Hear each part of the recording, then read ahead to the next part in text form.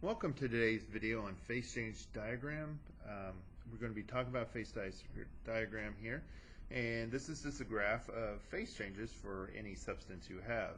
Notice that the y-axis is pressure in atmospheres on this graph, but pressure is the y-axis, and the x-axis is temperature. And you should have already watched the video on phase changes.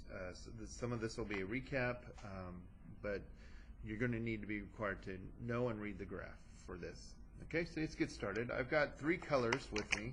I'm going to be using blue, green, kind of this bright orange. You can use any colors you want. So if you don't have those, pause it and I would get those and come back to the video. Okay, so number one asks, what section of the graph represents a solid? Well, solids is the lowest in kinetic energy, so you would expect this to be A. And I'm going to color this kind of green. So this whole area, right, is a solid. So if your temperature and pressure falls within this area, the substance is a solid in solid phase. Okay. Moving along in increase in energy, we go to the liquid phase, which is this section C. Okay. So that I am going to do in blue. So this whole section right here is liquid. Okay, and then going in increasing kinetic energy, we have our gas phase, which is going to be B. So this whole section is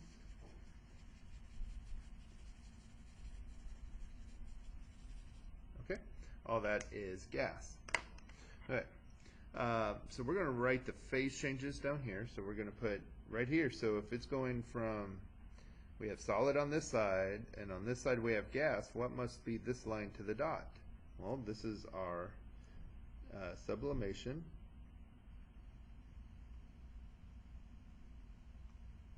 and deposition line.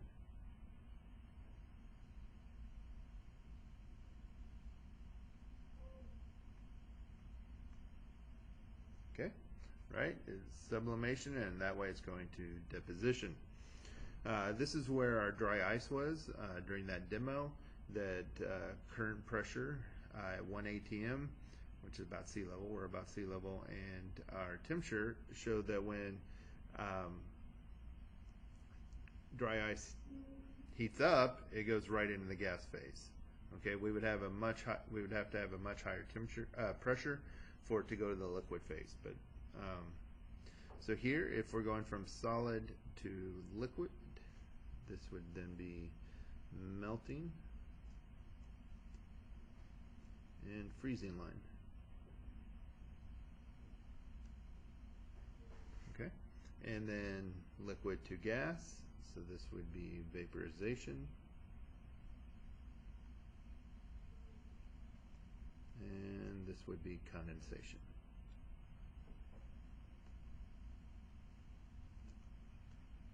Okay, so make sure you know what these lines represent. And the next question on here is, what is the critical point?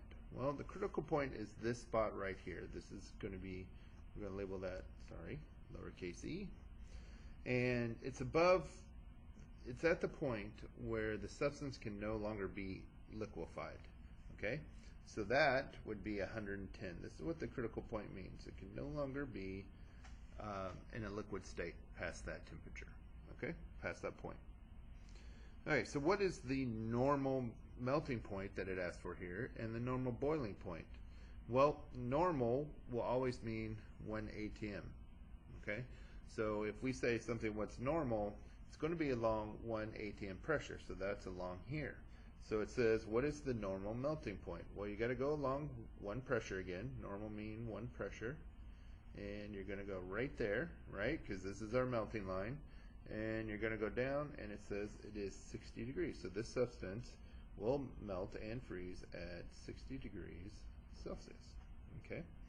Boiling point, remember that's vaporization. So again, you're going to go along here, 1 atm meaning normal. And when you hit that line right there, you're going to go down, and it is 100 degrees Celsius is our boiling point. Okay. Again, so when you see normal, normal is 1 atm pressure. Okay. Okay. There's actually a point that right here, D, and you should notice this is where all the lines come together. Well, at this temperature, this is called the triple point, where the substance exists in all three phases. I will add a video of cyclohexane at triple point to the Google Classroom, so take a look at that video and you can actually see a substance, what happens. It's going from boiling to freezing to liquid, and it just continually goes through all those three phases, so be sure it's kind of a cool video. Catch that. Okay, and this point is D, okay?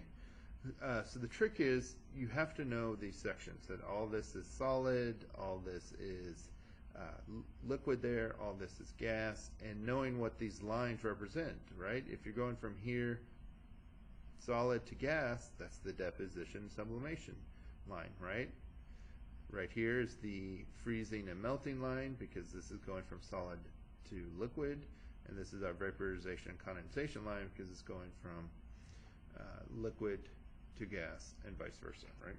Okay, so let's do some practice here on this. So it says identify the phase of a substance at 0.5 and 80 degrees. So you come up here, 0.5, and we're going to go to 80 degrees, which is probably right here in the middle in this B. So it says what phase? Well, it's in B, and we labeled that gas, so it is gas. Okay? Then let's do this. Let's write this one down here, the 1.4.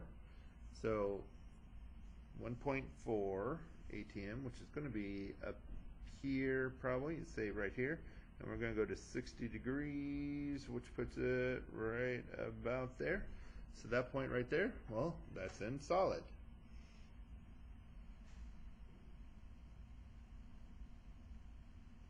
Okay, try the other two on your own and double check with your teacher.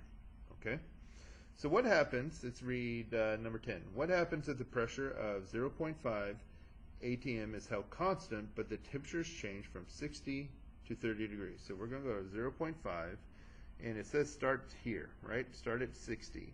But let's say we go down now to 30 degrees, which is right about here. So what happens? Well, it went from gas to solid, right? And it's kind of hard since that goes through the triple point. Did it actually go through liquid phase or not? But we're going to just say it is now solid, transformed into a solid. Okay, does point D move, right? Does this point move right here? No, it does not.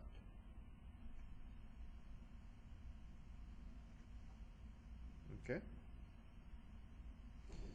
So let's take a look at number 11. We're going to do, let's do 0.3 ATM at 30 degrees. So we're going to go 0.3, which is probably right about there, and 30 degrees, which is right about there. So what phase change is occurring there? Well, that's our deposition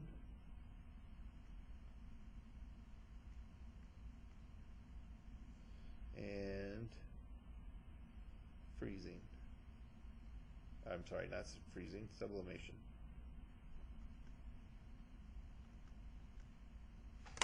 Okay, that is our notes on phase diagrams. Please check with your teacher if you have any questions on this.